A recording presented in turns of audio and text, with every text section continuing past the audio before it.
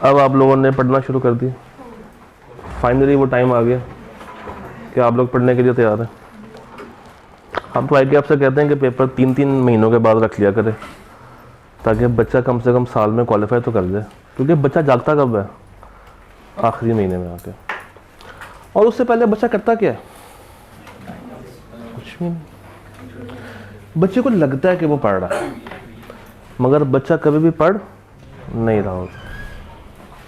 ऐसे उसको फील आती है कि चीज़ें वो समझ रहा है, वो अटेम्प्ट कर रहा है, वो टेस्ट दे रहा है। खैर टेस्ट तो उसने कभी दिए नहीं होते।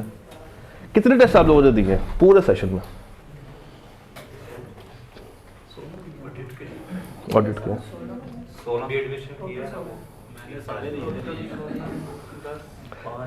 चले, मैं 8 टेस्ट कितने बच्चों ने दिए? पिछले बार में मैंने कहा 8 टेस्ट सारे सब्जेक्ट्स मिला के कितने बच्चों ने दिए? और अकेले ऑडिट में 8 टेस्ट कितने बच्चों ने दिए? उसमें से पास करने कितने बच्चे होंगे? क्या बात, बस पास यहीं पे होते हैं। आई कैप में जाके तो वो हमें फेल कर देता। अच्छा जी, तो हम लोगों का ये जो सफ़र है फॉर द नेक्स्ट 5 डेज, ये शुरू होता है विद कंपनीज एक्ट। आज के दिन में 2 सेशंस हैं, और नॉर्मली हर दिन में 2 ही सेशंस हैं हमारे। And first session today is for companies act and second for code of ethics.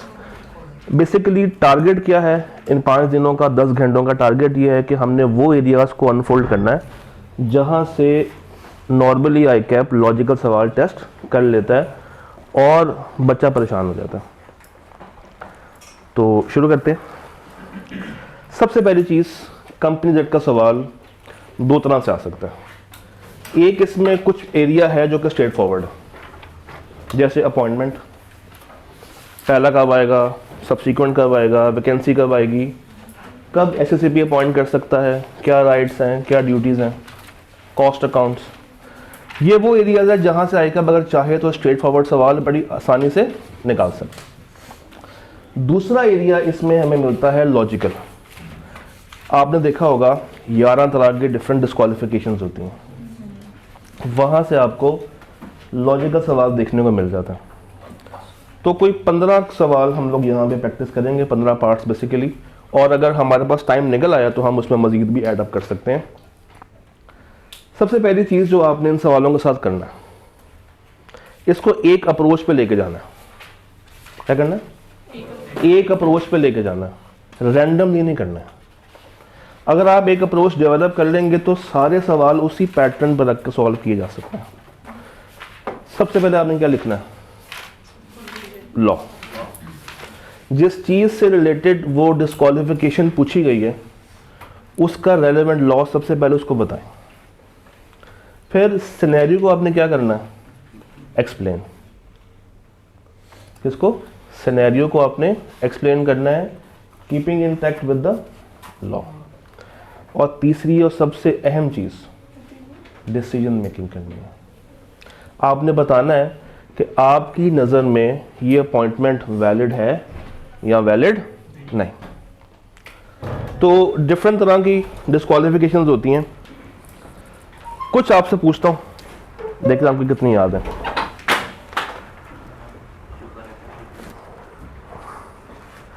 मौजूदा कंपनी में एक भाई डायरेक्टर है, ऑडिट कर सकते हैं? छोड़े हुए 2 साल हो गए हैं, कर सकता है?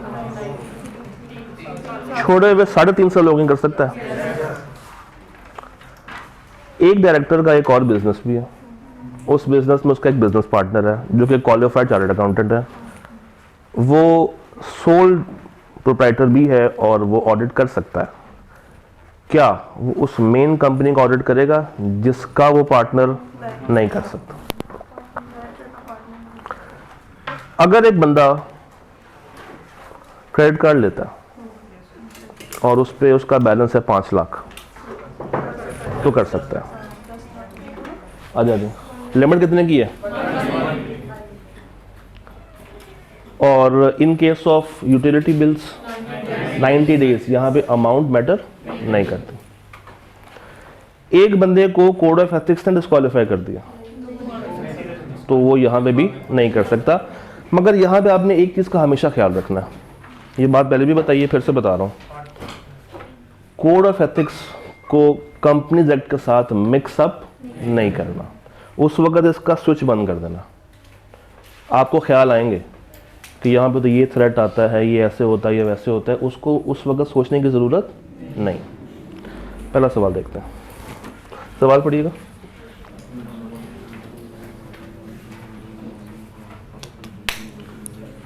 रिक्वायरमेंट सबकी सेम है। Farooq and Company Chartered Accountants has received an offer to be appointed as external auditor of Ibrahim Gas Company. The firm is indebted to the company as it has not paid the last 2 months bill amounting to rupees 4,800। देखिए वो मुझे भी पता कर सकता है। Approach, सबसे पहले आपने आइडेंटिफाई करनी है कंपनी जिसका ऑडिट करने के लिए आप जा रहे हैं, वो कंपनी कौन सी है? Ibrahim gas company. तो आपने यहाँ पे पहले इसको हाईलाइट कर लेना। सेकंड चीज़ जो आपने देखनी है, आप कौन? आप हैं Farooq and company chartered accountants. Ibrahim gas company, अब जैसे ही आपने वर्ड गैस का देखा आपके माइंड में आ गया यूटिलिटी। यूटिलिटी कंपनी के केस में आपने अमाउंट देखनी होती है या आपने डेज देखने होते हैं, और कितने दिन? यहाँ पे कितने से पेंडिंग है? 60, तो 2 महीने, तो अपॉइंट किया जा सकता है। डन। फर्स्ट करें अपॉइंटमेंट हो गई है, 1.5 महीना गुजर गया, बिल पे नहीं हुआ। अब वो चलते ऑडिट से डिस्क्वालीफाई हो जाएगा, उसको निकाल दिया जाएगा, और फिर अगला ऑडिटर कौन लेकर आएगा? एसएससी। तो हो सकता है कि आई कैप यही चीज पूछ ले और एंड के ऊपर एक लाइन ऐड कर दे कि अगले 1.5 महीने भी बिल पे नहीं हुआ, फिर सब्सिक्वेंट उसको हम वॉइड कर देंगे। जब अपॉइंट हो रहा है उसकी अपॉइंटमेंट उस वक्त क्या है? वैलिड। सब्सिक्वेंटली क्या बन जाएगी? वॉइड।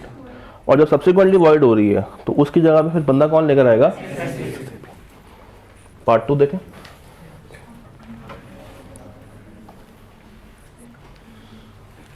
आफ्टर 100 दिन of incorporation, directors of Ramal Limited decided to appoint Mr. Shahid as the company's statutory auditor. Shahid भाई employed थे by RL before he started his own। इस सवाल में एक फंडामेंटल मसला, डायरेक्टर पहला ऑडिटर कितने टाइम में लेकर आ सकते हैं? 90 डेज, उससे आगे लेके नहीं। तो यहाँ पे नंबर ऑफ डेज कितने बन गए हैं? तो ये अपॉइंटमेंट ही इनिशियली वॉइड है, ये सब्सिक्वेंटली नहीं, ये इनिशियली वॉइड है। तो इसकी अपॉइंटमेंट ही वॉइड है, तो फिर इसको रिमूव कर दिया जाएगा और अगला ऑर्डर कौन लाएगा? चलें अज्यूम कर लेंगे यहाँ पे 100 नहीं लिखा हुआ, यहाँ पे लिखा हुआ 85। अब बताएं, यहाँ पे लिखा हुआ 85, फिर ठीक है। मैं सवाल को रीफ्रेश करता हूं। After 85 days of incorporation directors ने अपॉइंट कर लिया और मिस्टर शाहिद पहले उसी कंपनी का एम्प्लॉय था। क्या डिपेंड करता? डिपेंड करता कि कितने टाइम पहले कंपनी इनकॉर्पोरेट, हाँ, कितने साल पहले तक वो वहां पे काम कर रहा था। तो कंपनी बनी कब है? 85 डेज पहले। तो नौकरी छोड़े 3 साल हो गए होंगे? नहीं। तो अपॉइंटमेंट फिर भी क्या है? वॉइड। बात समझ आ रही? हम पहुंच रहे वहां तक। पार्ट 3 देखें।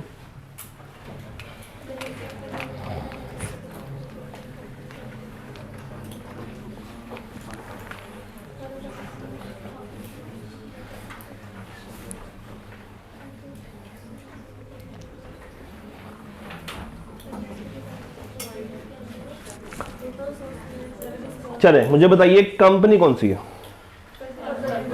हम कौन है? Director of Fazal limited have decided to appoint us as external auditor of the company. यहां तक तो कोई मसला नहीं। One of the partner spouse, हमारी फर्म के एक पार्टनर की बीवी, होल्ड करती है 1000 shares in the subsidiary of FL. तो ये होल्डिंग है, इसका हमने ऑडिट करने के लिए जाना है। इसकी सब्सिडरी में पार्टनर की बीवी के क्या हैं, शेयर्स, कितने, 1000। वो 1000 हो, 2 हो, 4 हो, से फर्क नहीं पड़ता, शेयर्स हैं बस। और कौन से वाले, ऑर्डिनरी शेयर्स। अपॉइंटमेंट हो सकती है,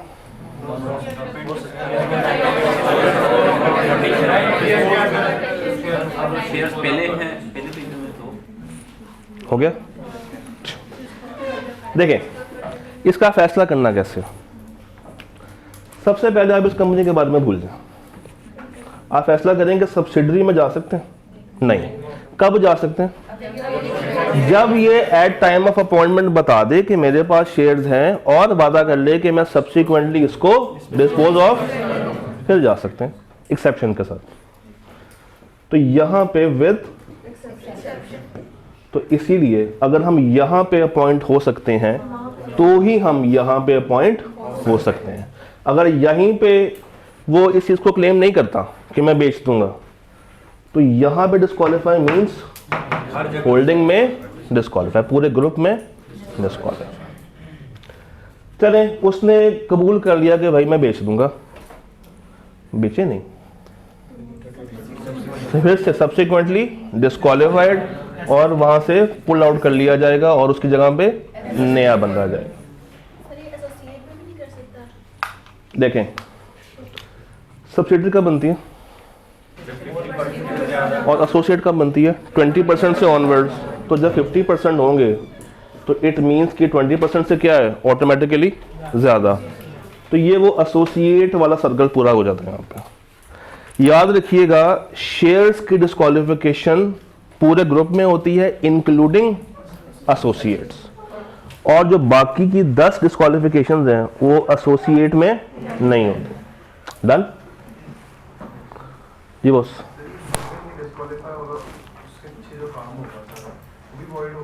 वो भी वर्ड होगा सर।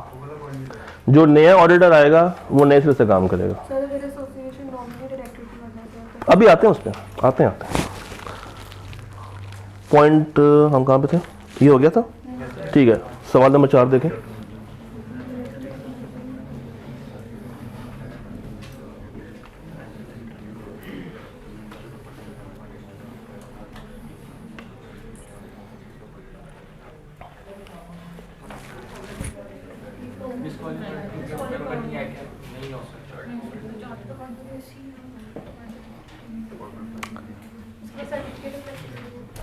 पढ़ लिया।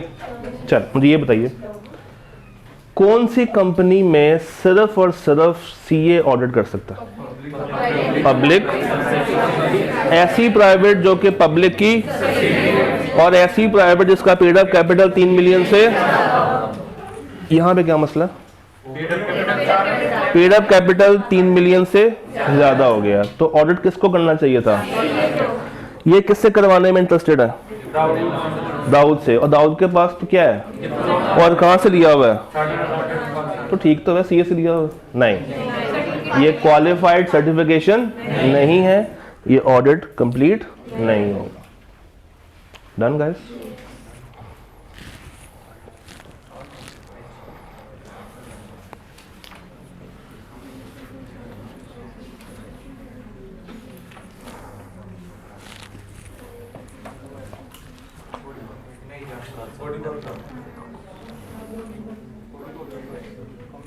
ये बॉडी कॉर्पोरेट क्या होता है, एनी टाइप ऑफ, चाहे पाकिस्तान में बनी चाहे पाकिस्तान से बाहर बनी है। तो all directors of Hussain private limited are chartered accountants. The company has recently received an offer for appointment as the external auditor of Masood. Company जा रही है कंपनी का ऑडिट करने के लिए, तो ये अलाउ नहीं। हमने भूल जाना है कि व्हाट इज शेयर कैपिटल, हमने भूल जाना है कि और कोई मसला है ही नहीं। जहां पे एक कंपनी दूसरे कंपनी का ऑडिट कर रही हो, ये शरीयत में अलाउ।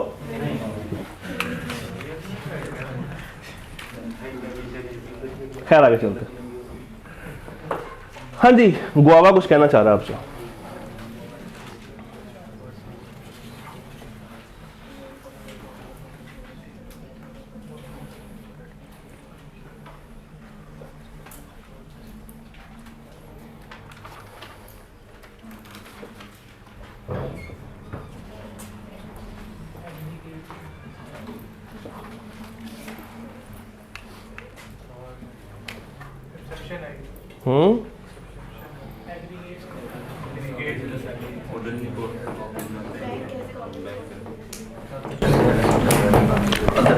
पढ़ लिया?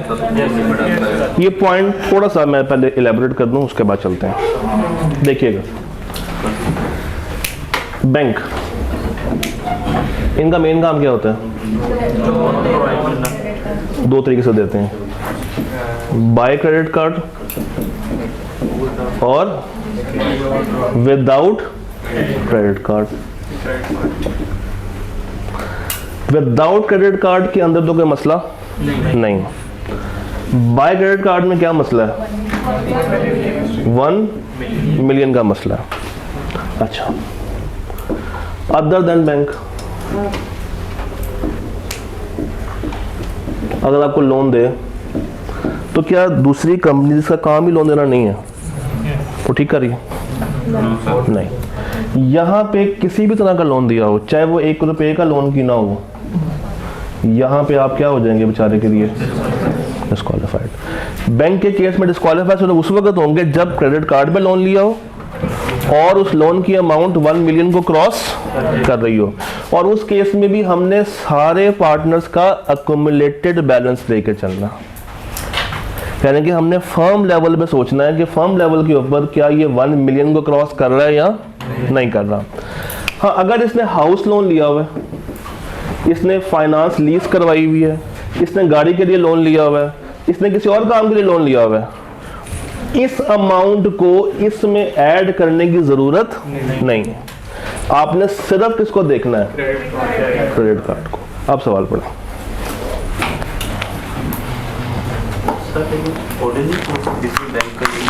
बैंक का ऑर्डिनरी कोर्स ऑफ बिजनेस तो है, मगर क्रेडिट कार्ड में उसने लिमिट लगा दी है। सर टेक्निकली उधर लिखा हुआ है percent definite to company other than in ordinary course, other than ये वाला आ गया। यस सर, ठीक है। और बैंक के केस में सिर्फ लिमिट यहाँ पे लगाई, क्रेडिट कार्ड इशूअर लिखा हुआ नीचे। क्रेडिट कार्ड इशू कौन करता है? जोएब, इशू कौन करता है? बैंक ही करता है। हाँ हाँ जी, government company chartered accountants have received a request कि वो आके ऑडिट करें किसका? Orange bank. एक बात समझ आ गई कि ये बैंक है। मसला सिर्फ कहाँ पर आएगा? क्रेडिट कार्ड के केस में। मोस्ट ऑफ द पार्टनर्स वहां पे अकाउंट अपना खुलवाते हैं और क्या एंजॉय कर रहे हैं? मैक्सिमम अमाउंट जो किसी भी पार्टनर से रिमेनिंग है वो कितनी है? 3,99,000। क्या इसने बताया कि कुल पार्टनर्स कितने? क्या इंडिविजुअल पार्टनर का बैलेंस बताया? तो हमें ये पूरी दास्तान लिखनी पड़ेगी। आप इसको एक्सप्लेन करेंगे, कैसे करेंगे कि अगर सारे पार्टनर्स का बैलेंस मिला के 1 मिलियन को क्रॉस कर जाए तो ये अपॉइंटमेंट नहीं होगी, और अगर ना करे फिर अपॉइंटमेंट हो जाएगी। इस सवाल को थोड़ा सा चेंज करो। लेट्स सपोज ये जो है ना पार्टनर 399 वाला, ये इंडिविजुअल भी प्रैक्टिस करता है और सारे पार्टनर्स का बैलेंस मिला के 1.2 मिलियन हो रहा है। क्या ये इंडिविजुअल कर सकता है? इंडिविजुअल कर सकता है, क्योंकि इंडिविजुअल बैलेंस उसका क्या है? 3 लाख और जो कि 1 मिलियन से कम। ये बात समझ आई? तो सबसे पहले आपने देखना है कि वो कंपनी कौन सी है जिसका लोन लिया जा रहा है। अगर तो वो बैंक नहीं है तो फिर तो मसला ही कोई नहीं, फिर तो आपकी डिस्क्वालिफिकेशन पक्की पक्की है। अगर वो बैंक है फिर देखना है कि लोन किस तरह का है, क्रेडिट कार्ड का लोन है या अदर देन क्रेडिट कार्ड का लोन है। अदर देन क्रेडिट कार्ड का लोन तो मसला नहीं है, क्रेडिट कार्ड का लोन है तो 1 मिलियन कलेक्टिवली। और फिर देखना है कि क्या इंडिविजुअल जा सकता है, और इंडिविजुअल की लिमिट भी क्या है? 1 मिलियन। और अगर वो उससे कम है और फर्म उससे ज्यादा है तो फर्म तो क्या हो गई? डिस्क्वालीफाइड, मगर इंडिविजुअल ऑडिट कर सकता। डन? श्योर? लॉक कर दिया जाए जी। अदर देन क्रेडिट कार्ड का मसला ही नहीं है। आप बेशक 100 करोड़ का लोन लेना, वो क्वालिफाई कर जाएगा बैंक से। मसला सिर्फ और सिर्फ कहाँ पे आएगा? Credit card.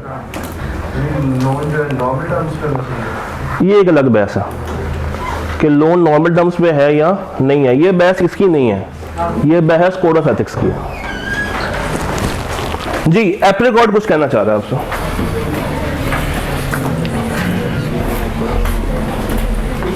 एप्रिकॉट की बात सुने।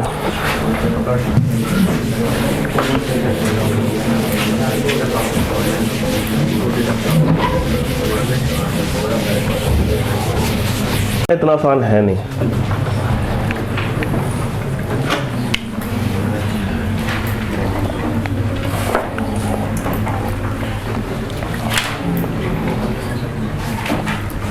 पढ़ लिया? पढ़ लिया? नहीं पढ़ा? पढ़ लें, पढ़ लें, आराम से पढ़ लें, तसल्ली से पढ़ लें सवाल को।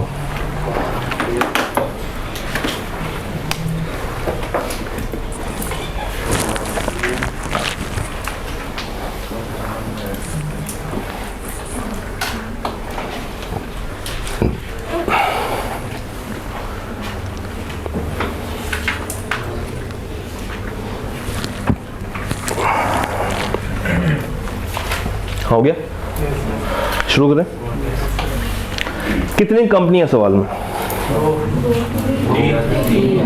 फैसला कर लें। अच्छा, दो हैं सर। तो तीसरी किस कहाँ से आई थी? तीसरी हम नहीं, किसने ये एप्रिकॉट को कंपनी काउंट किया? तो फिर 3 कैसे हो गए? यहाँ से मुझे 3 की आवाज आई है। वो तो 2 है मुझे पता है, मगर इसको किसने काउंट किया था? तो आपने कैसे कहा कि 3 कंपनी है? 2 बोला था। नहीं, अब 3 की आवाज आई मुझे यहाँ से कहीं से आई थी ना, आई थी 3 की आवाज आई थी। चलें वापस आ जाए। कितनी कंपनियां हैं? 2। लिखवाएं जरा कौन सी है?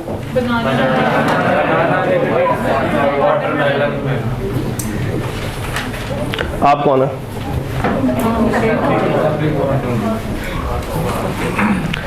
किस कंपनी में हमें बुलाया जा रहा है?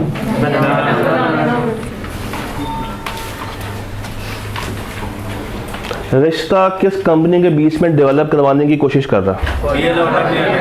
BL और क्या रिश्ता बना? देखते हैं बना कि नहीं बना। एप्रिकॉट एंड कंपनी को ऑफर आई है कि वो ऑडिट करे BL का। BL के बोर्ड पे कौन बैठा है? पंपकिन, जो कि कौन है? ये नॉमिनी कौन सा है? गवर्नमेंट वाला। और यही पंपकिन यहां पे क्या रख के बैठा है? 25% की शेयर होल्डिंग। चूंकि ये भाई साहब कौन है? बाय गवर्नमेंट, सिर्फ और सिर्फ बाय, तो ये दोनों आपस में कोई रिश्ता नहीं बनाएंगे। जब कोई रिश्ता ही नहीं है तो यहाँ पे कुछ भी हो रहा हो, कोई फर्क पड़ेगा BL को? कोई फर्क नहीं पड़ने वाला। तो यहाँ पे बेशक ये डिस्क्वालीफाई क्यों ना हो, इसकी अपॉइंटमेंट में कोई फर्क नहीं आएगा। तुम यहाँ पे अपॉइंट हो सकता है। वो स्पाउस इस कंपनी के शेयर्स बेचती है या नहीं बेचती, कोई फर्क नहीं पड़ेगा। हम BL का ऑडिट कर सकते हैं। ये पॉइंट समझ आ गया?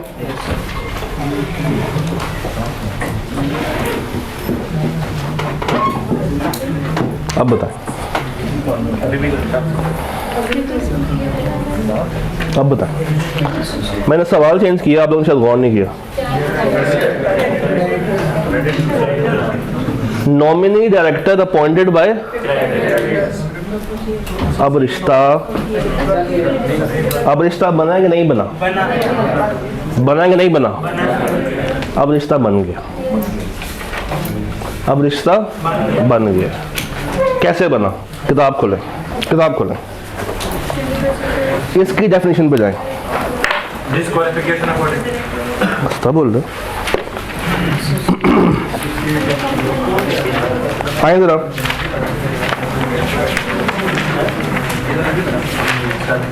खोलिए,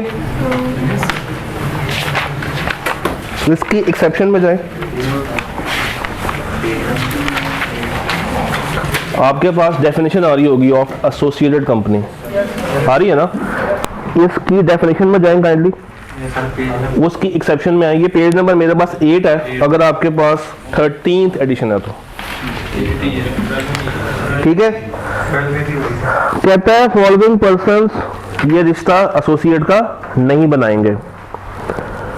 पहला पॉइंट देखें, नॉमिनी डायरेक्टर ऑफ फेडरल या प्रोविंशियल गवर्नमेंट और अ फाइनेंशियल इंस्टीट्यूशन ओन्ड और कंट्रोल्ड बाय दोज, और एनआईडी कहते हैं नेशनल इन्वेस्टमेंट ट्रस्ट।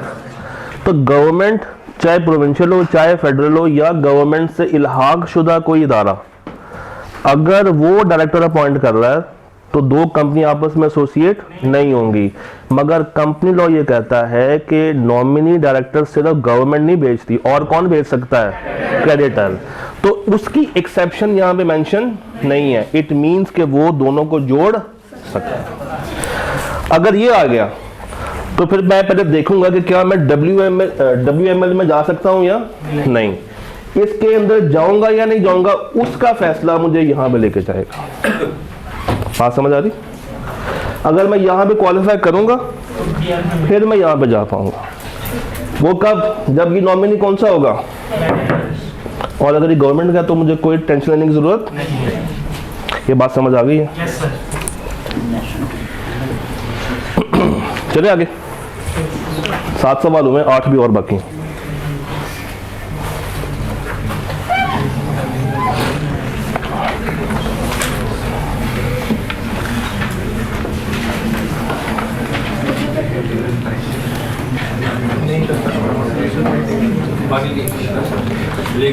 पूरा सवाल पढ़ने की जरूरत ही नहीं थी। जब आपने ये पढ़ लिया ना तो वो किसी भी कंपनी का ऑडिट परफॉर्म नहीं कर सकता। चलें, लेट्स से यहां पे लिखा हुआ है एक क्वालिफाइड ICM है, ICM है, फिर कर सकता है। एक क्वालिफाइड CM है। देखिए CM में किस कंपनी का ऑडिट कर सकता था? वो प्राइवेट जो कि पब्लिक की सब्सिडरी, वो प्राइवेट जिसका पेड अप कैपिटल 3 मिलियन से, मगर क्या ये सब्सिडी तो नहीं पब्लिक की? 40% ओन बाय ब्लू ब्लैक। सुने, 40% हम नॉर्मली क्या लेते हैं? 50%। तो ये क्या है? 40। तो उस केस में ये सब्सिडरी भी क्लियर है। अगर यहाँ पे मैं ब्रैकेट लगाऊं और एक लाइन ऐड कर दूं कि blue black limited has controlling power of directors on लीची प्राइवेट लिमिटेड, फिर वो सब्सिडरी बन जाए। तो ये ICAP डिफरेंट तरह की वैरायटियां करवा सकता है। थोड़ा सा आउट ऑफ बॉक्स पे जाकर देख लिया करें। मैं दोबारा करता हूँ। देखिए, मैंने पहले ये अज्यूम किया कि यहाँ पे कौन है? CM। CM में किसका ऑडिट कर सकता है? प्राइवेट कंपनी जो कि पब्लिक की सब्सिडरी, और वो प्राइवेट जिसका पेड अप कैपिटल 3 मिलियन से, ये क्या 1.5 मिलियन है। यहां तक तो लग रहा है कि कर सकता है, प्रोवाइडेड कि ये 40% से इसकी सब्सिडरी नहीं बन रही। ब्रैकेट में लिखा हुआ है कि ब्लू ब्लैक के पास कंट्रोलिंग द बोर्ड की पावर है ऑफ लीची प्राइवेट लिमिटेड। तो सब्सिडरी सिर्फ और सिर्फ शेयर होल्डिंग से नहीं बनती, कंट्रोल से भी बनती है कि आप बोर्ड को कंट्रोल कर रहे हैं या नहीं कर रहे। तो अगर ये पॉइंट लिखा होता तो यहाँ पे फिर अपॉइंटमेंट क्या हो जाती? वॉइड हो जाती। फिर आप उसको अपॉइंट नहीं कर सकते। क्यों? क्योंकि ये अब सब्सिडरी बन गई है ऑफ पब्लिक। आराम है। आगे चलिए।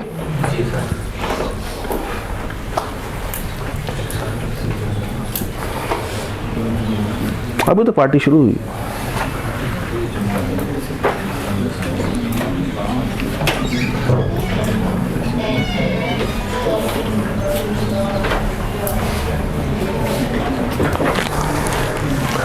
मेरे नाम ये 10 घंटे करते हैं, उम्मीद पूरी है कि आपका पेपर निकल सकता है, मगर वो 10 घंटे नाम भी करने हैं। हमने उसमें से 1 घंटा निकाल भी दिया।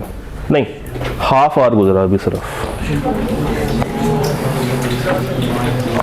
चलिए ना, सवाल करना अफसोस बाद में कीजिएगा, वो मैं करूँगा जब आपका रिजल्ट आएगा। सवाल करें।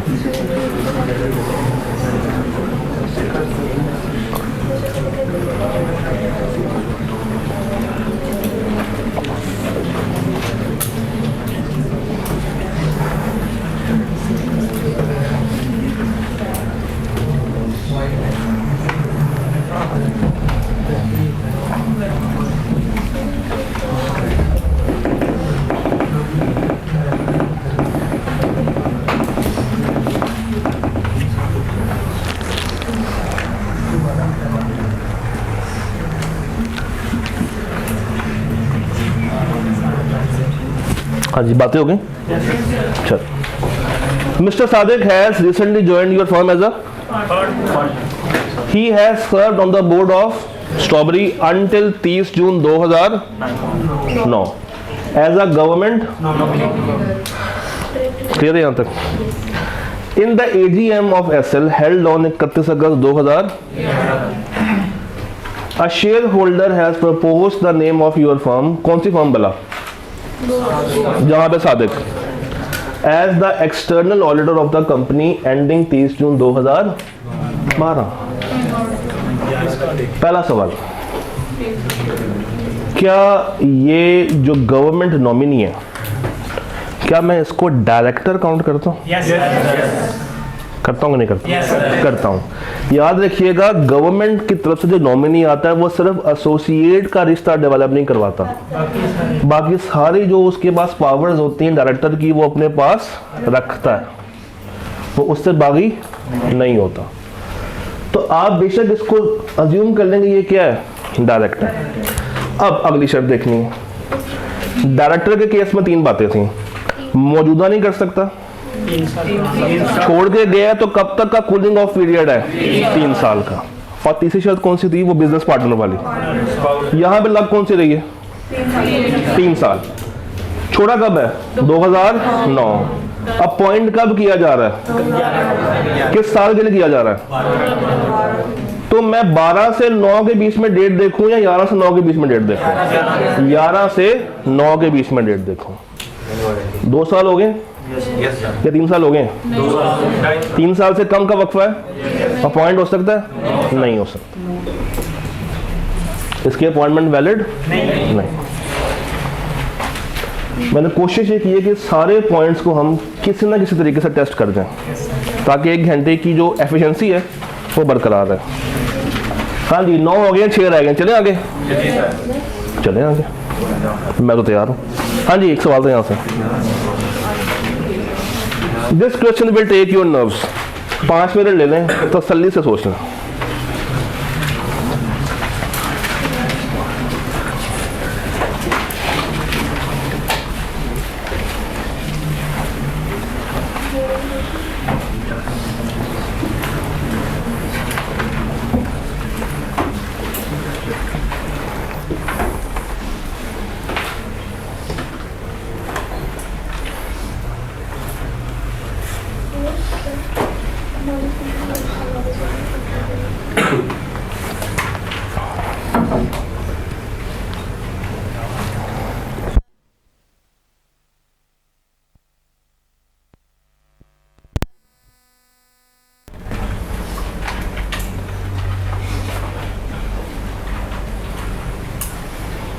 Take your time, take 5 minutes, तसल्ली से देखें उसको और सोचें क्या हो रहा है सवाल में।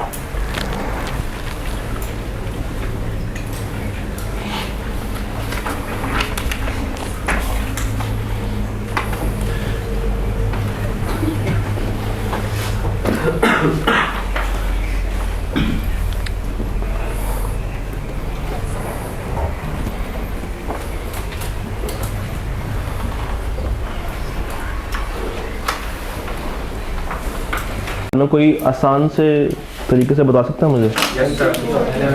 बताएं फिर। उसकी कौन, बीवी? अच्छा, वाइफ। तो उसने LMN में डायरेक्टर है। अच्छा, 50 मिलियन नॉन वोटिंग अच्छा, परिवार के 10,000 शेयर है। ठीक है।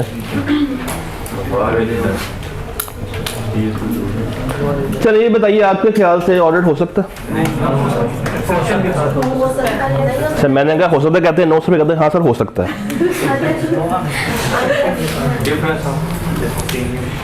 देखें देखें,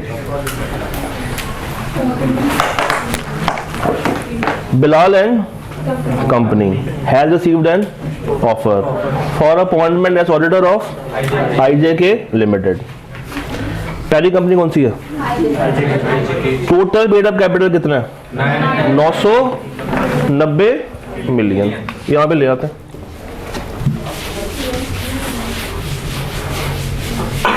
total paid up capital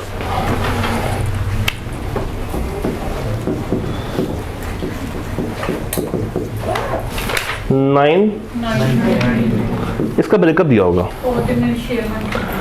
where its ordinary share capital is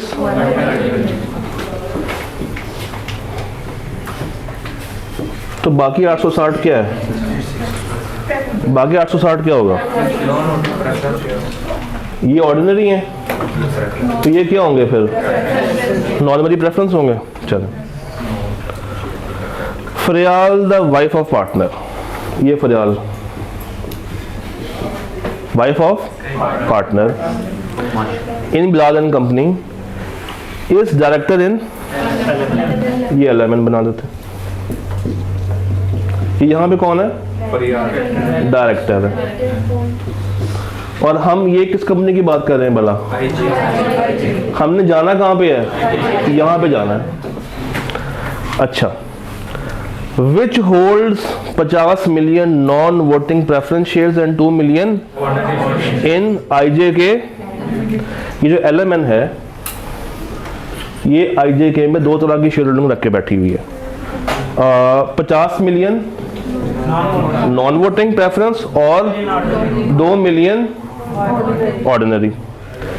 130 million का अगर शेयर कैपिटल हो और 10 रुपए का अगर एक शेयर हो तो कितने शेयर्स बचेंगे? 13 मिलियन। 13 मिलियन। और यहाँ पे 6 million. Fariyal also holds 10,000 shares in. फरियाल यहाँ पे डायरेक्टर भी है प्लस यहाँ पे शेयर होल्डर भी है। ये सवाल था, ठीक है। अब देखिए जरा, LMN ने IJK में दो तरह से इन्वेस्टमेंट कर रखी है, एक ऑर्डिनरी शेयर में और एक नॉन वोटिंग। 2/13 मल्टीप्लाई बाय 100, 15.34 या 4%। यही आ रही है, करा करा के रट गया। ये 50 आउट ऑफ 86 करें, 58 पॉइंट समथिंग। ये चाहे 100% क्यों ना होता, ये एसोसिएट डेवलप नहीं करेगा। एसोसिएट के लिए आपने जाना सिर्फ कहाँ पे है? उससे हो रहा है 15.4। कितने होने चाहिए थे? LMN और IJK में कोई रिश्ता बना? फरियाल बीबी के यहाँ पे शेयर होल्डिंग है, कोई एतराज करेगा? यहाँ पे वो डायरेक्टर है, कोई एतराज करेगा? यहाँ पे अपॉइंटमेंट हो सकती है। इसको शेयर्स बेचने की जरूरत है? मुबारक हो जी। कहाँ पे लिखा हुआ? एसोसिएट की डेफिनेशन देखने जाते हैं।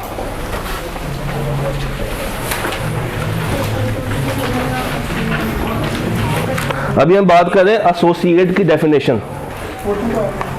वोटिंग पावर किस में होती है? ऑर्डिनरी में होती है। क्लास में तो फिर प्रेफरेंस के पास भी कुछ इतना डिटेल में आएगा, क्लास वाइज नहीं जाने वाला, अगर जाएगा तो देख लेंगे। हाँ जी, हो गया बॉस, क्लियर है?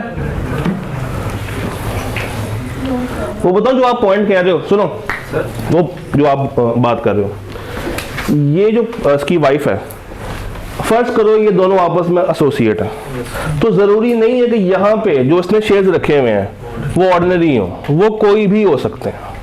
मगर एसोसिएट बनाने के लिए सिर्फ मुझे क्या चाहिए? वो शेयर्स जिस पे वोटिंग पावर है, वो किस पे होती है? ऑर्डिनरी। सर लेकिन ये भी एक पॉइंट है जो सब्सिडी के लिए डिस्क्वालीफाई हो गया, वो होल्डिंग कंपनी के लिए डिस्क्वालीफाई। हाँ, तो यहाँ पे नहीं ना बन रही किसी भी तरीके से। सब्सिडी के लिए अगर उसके पास भी सर सब्सिडी के लिए भी वो ऑर्डिनरी पे होता है, प्रेफरेंस पे नहीं होता बॉस। वोटिंग राइट्स चाहिए होते हैं हमें। बुखार तो नहीं तेज हुआ आज? चले आगे। अब एक सवाल में 3 सवाल करने को तैयार है? श्योर? 3, 2, 1 सर, जी। उसकी वाइफ की उसमें डायरेक्शन भी तो है ना? कहाँ है? ऑर्डिनरी कहाँ लिखे हैं? कहाँ लिखे हैं? कहाँ लिखे हैं? LMN में, IJK में थोड़ी है। नहीं, कहाँ लिखे हैं? कहाँ लिखे हैं? वो LMN के हैं। ये which is for LMN, not for फरियाल। फरियाल चुड़ैल नहीं है। हाँ जी, ये आपके पास 3 सवाल है, एक सवाल में 3 सवाल और तीनों का आंसर फर्क है।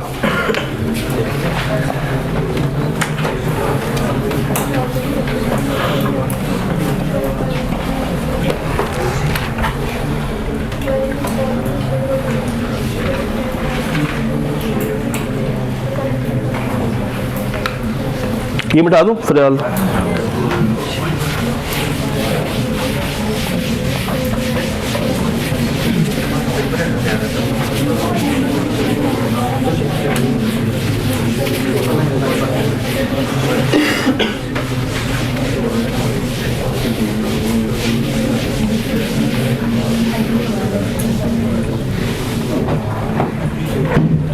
एक सवाल में 3 सवाल, एक टिकट में 3 बजे।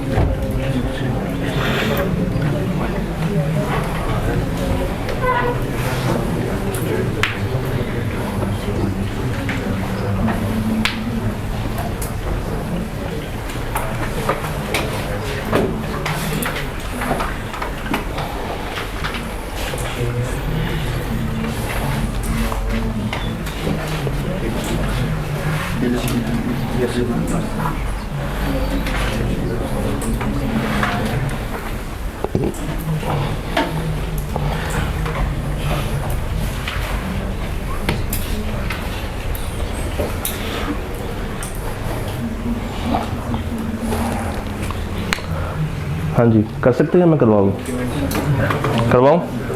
या करेंगे खुद ही? चलिए ट्राई करें, खुद ही करें। Take 5 minutes, do on your own. फिर देखते हैं कि आप लोग किस तरीके से इसको देखते हैं। Take 5 minutes, try to develop your answer.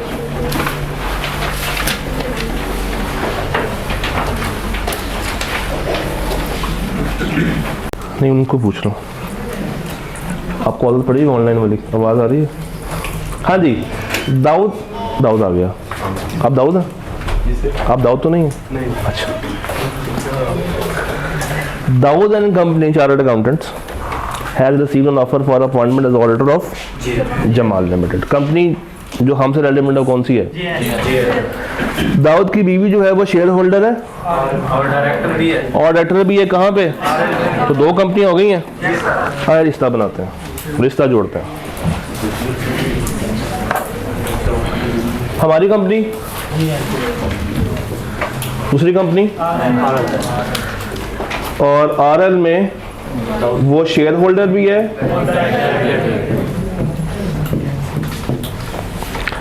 पहला केस, दोनों आपस में कौन है? होल्डिंग और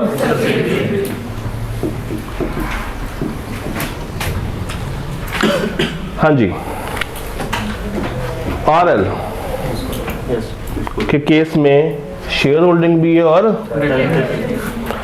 शेयर होल्डिंग अगर हो तो उसको पहले बताना पड़ेगा और फिर बता के डिस्पोज करना पड़ेगा, तभी हम RL में पॉइंट हो सकते हैं। और अगर इसके ऊपर वो एग्री होता है तो फिर हम GL में ऑडिट कर सकते हैं। लेकिन यहाँ पे क्या है, तो अगर वो शेयर्स बेच भी दे तो फिर भी हम उसका ऑडिट कबूल जब इसका नहीं करेंगे। तो ये था सब्सिडरी का केस। डन। अब चलते हैं एसोसिएट के केस पे। 25% की शेयर होल्डिंग रखी हुई है। चलो अब यहाँ पे याद रखिएगा, सिर्फ आपने किसके बारे में सोचना? शेयर्स के बारे में सोचना, सिर्फ इसके बारे में। तो यहाँ पे वो केस लगेगा along with the exception. Normally इस कंपनी में वाइफ के पार्टनर के शेयर्स हैं, डिस्पोज कर देगी तो अलाउ कर देंगे, डिस्पोज नहीं करेंगे और बताएंगे नहीं तो हम इसको अलाउ नहीं करेंगे। यहाँ पे ये पॉइंट नहीं सोचना। कौन सा? डायरेक्टर वाला। डायरेक्टरशिप वाला। जी। एसोसिएट बेसिकली वो वाहिद एंटिटी है जहाँ पे आपने शेयर होल्डिंग के साथ खेलना, इसके अलावा और कहीं भी नहीं खेलेंगे। तीसरे केस में क्या होगा? हो सकता है ना वो होल्डिंग है, ना वो सब्सिडरी और ना वो एसोसिएट है, वो कुछ भी नहीं है। तो अगर वो आरएल में बेचे ना बेचे उसका जीएल को कोई फर्क पड़ने वाला नहीं। डन? श्योर? लॉक कर दिया जाए।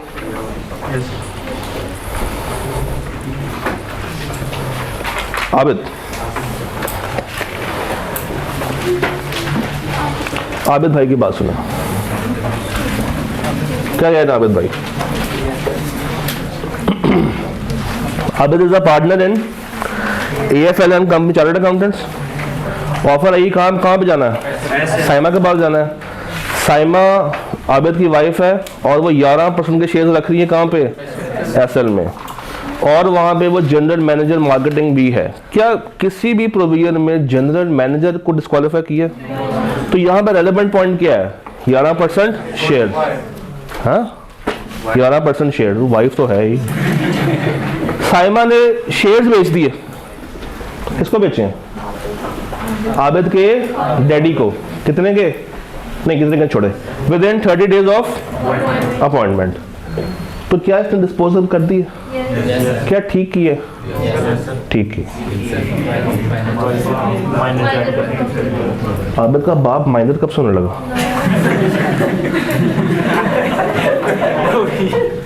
सदके जाऊं आप लोगों के कॉन्सेप्ट पे। फादर बाय डिफॉल्ट क्या होगा? मेजर। तो वो मेजर को बेचे, मेजर जिस मर्जी को बेच दे सिवाय अपने शौहर को।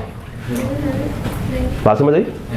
मेजर जिस मर्जी को दे दे सिवाय अपने मौजूदा शौहर को। ये पॉइंट है। स्पाउस जो है वो बेसिकली हम मौजूदा की तरफ जाते हैं। वो गिरदान याद है? नहीं याद? मौजूदा कंपनी, मौजूदा ऑडिटर। नहीं, रेन में नहीं है? लिखवाता हूँ भी आपको, ठहरे। खैर, यहाँ पे जो डिस्पोजल हो रही है ये बिल्कुल वैलिड है, की जा सकती है। चलें, मैं सवाल को चेंज करता हूँ। साइमा ने शेयर्स बेचे हैं अपने बेटे को जिसकी उम्र 24 साल है, जिसकी उम्र 19 साल है, जिसकी उम्र 18 साल है, 17 साल है। साइमा ने शेयर्स बेचे हैं अपने बेटे को जिसकी उम्र 20 साल है, मगर गार्डियन अपॉइंट हुआ हुआ है। वो 21 साल उस वक्त हमने 21 साल देखा। ये बातें ध्यान में रखिएगा। ये सवाल देखें। हाय सर, बस करने थक गए, अभी तो घंटा भी पूरा नहीं हुआ। हाँ जी, सवाल करने को कहा है मैंने, बातें करने को नहीं कहा। अभी हमारा एक सेशन पूरा नहीं हुआ। चले चले असलमन कंपनी के पास जाएं।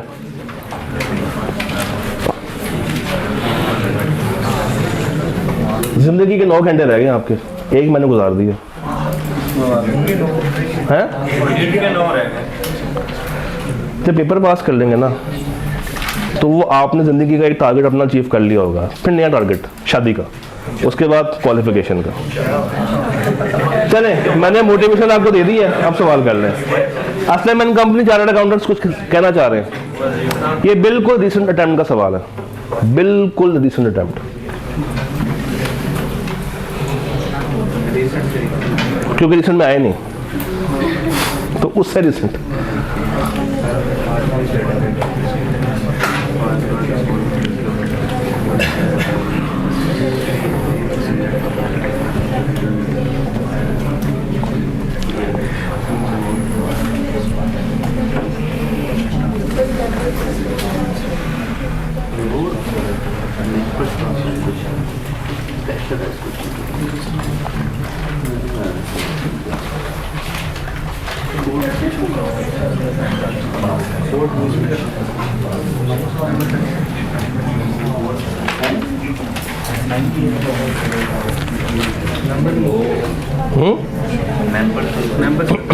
हाँ जी, आई कैप ने इस सवाल में बताऊँ क्या टेस्ट किया आपसे? कंपनी लॉ का चैप्टर नंबर 7 नहीं 8 मीटिंग्स। आई कैप ने ऑडिट का सवाल ही नहीं है ये सवाल ऑडिट का है ही नहीं। ये सवाल कहाँ का है? Company law chapter number 8 meetings. और मीटिंग भी कौन सी? एजीएम। उससे पहले क्या कर रहे हैं? ईओजीएम। तो कहना ये चाह रहे हैं कि हम डायरेक्टर्स को रिमूव करने जा रहे हैं बिफोर कंप्लीशन ऑफ ऑडिट, जिसके लिए इन्होंने खुद ही से रेजोल्यूशन पास कर दिया। ये पास नहीं कर सकते। अगर निकालना है तो किससे पास करवाएं? मेंबर्स को पास करवाने के लिए क्या बुलानी पड़ेगी? नहीं, बुलानी क्या पड़ेगी? ईओजीएम का नोटिस जाएगा 21 दिन पहले, और इसको भी बता दिया जाएगा कि हम तुम्हें निकालने वाले, तुम अपनी क्या जमा करा दो? रिप्रेजेंटेशन। उसको कहते हैं क्या है? It is representation in writing. ये वो 580 वाला नहीं है, ये और है। तो वो जमा करा दो। वो कब तक करवाना होता है? मीटिंग से कम 2 दिन पहले। और इसको बुलाया जाएगा, इसको बिठाया जाएगा मीटिंग के अंदर, और कंपनी, और ये ऊंचा ऊंचा बोल के सुनाएगा भी जो उसने बातें लिखी होंगी। और अगला ऑडिटर कौन लेकर आएगा? गलत, डायरेक्टर लेकर आएंगे, मगर किसकी अप्रूवल से? तो 4 नंबर के लिए गालिबन 4 नंबर ही थे, 6 थे, 4 थे, 6। ये सारी कहानी लिखनी थी। अब ये सवाल डिस्क्वालिफिकेशन का नहीं है, और आखिरी सवाल जो आया है वो ये आया। तो इस दफा देयर इज अ चांस कि वो डिस्क्वालिफिकेशन का सवाल निकाल के लिए। जी बॉस, एक सेकंड आएगा, डायरेक्टर लेकर आएगा, मगर अप्रूवल ऑफ एससीसीपी से। मेंबर्स नहीं आएंगे, डायरेक्टर लेकर आएगा। हाँ जी, ये ओके, ये ओके, पक्की बात है। अब वो गिरदान लिख लें, लिखे जरा गिरदान है मौजूदा वाला। किसकी? अगर वहाँ पे डेट 1 मार्च 2024 से, हाँ, कहाँ पे? इधर? क्या कह रहे हो? ये डेट अगर ईयर एंड की हो जाती है, ठीक है, तो अगर ईयर एंड की होती तो फिर भी मेंबर्स नहीं करना था, बस ईओजीएम ना आती, फिर एजीएम आ जाती, बाकी सब कुछ वही रहता। चलें, जिनकी सॉरी, ऑडिटर का पॉइंट शुरू में होता है, ईयर एंड पे उसका खात्मा हो रहा होता है और अगले वाला आ रहा होता है। क्या ऑडिटर ईयर एंड से डिस्क्वालीफाई? अगले साल भी तो जाना है, वो साल के नहीं करना कुछ, एक दफा आगे बस खत्म कर दें बेचारे को। कंसेक्यूटिव वो डिपेंड करता है कि कंपनी कौन सी है, फाइनेंशियल कंपनी है या अदर देन फाइनेंशियल है। इसके बारे में बताया नहीं, वो तो 5 साल का होता है कूलिंग ऑफ पीरियड। कहाँ लिखा हुआ? फिर वही पॉइंट, नहीं सोचना कोड ऑफ एथिक्स। आप जा रही हैं टुवर्ड्स फैमिलियरिटी, नहीं सोचना। हाँ जी, ब्रेक कर लें, वापस आए, कोड के ऊपर बात करते हैं। और जिन्होंने गिरदान लिखनी है वो बैठे रहें। गिरदान, मौजूदा वाली गिरदान लिखवा के ब्रेक दे दें। चल लिखें।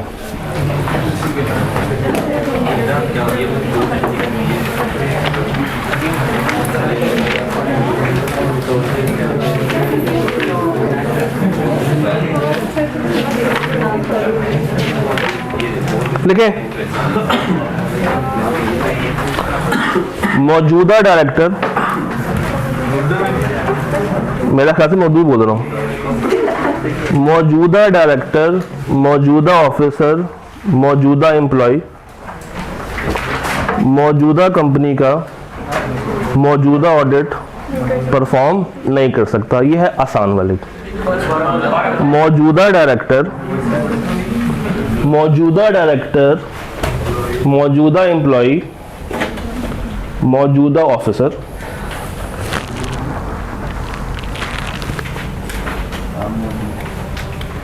मौजूदा कंपनी का मौजूदा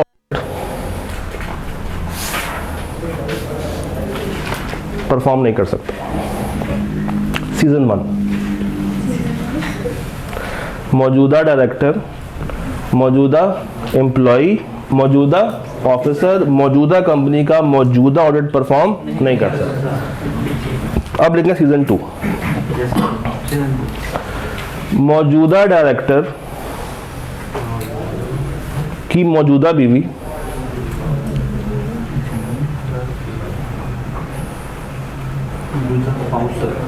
हाँ जी, मौजूदा डायरेक्टर की मौजूदा बीवी मौजूदा कंपनी का मौजूदा ऑडिट परफॉर्म नहीं कर सकती। सीजन 2, दोबारा बोलता हूं, मौजूदा डायरेक्टर की मौजूदा बीवी मौजूदा कंपनी का मौजूदा ऑडिट नहीं कर सकती। लिख लिया? चलें सीजन 3 लिखें, ये ज़रा लंबा है। तैयार है? मौजूदा डायरेक्टर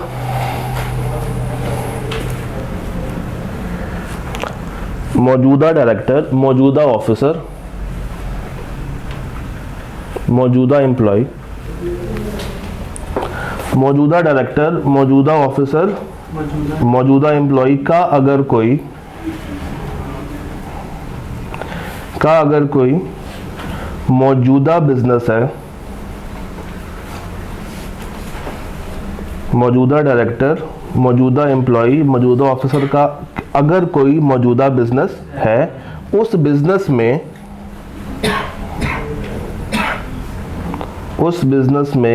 मौजूदा बिजनेस पार्टनर, उस बिजनेस में मौजूदा बिजनेस पार्टनर या मौजूदा एम्प्लॉय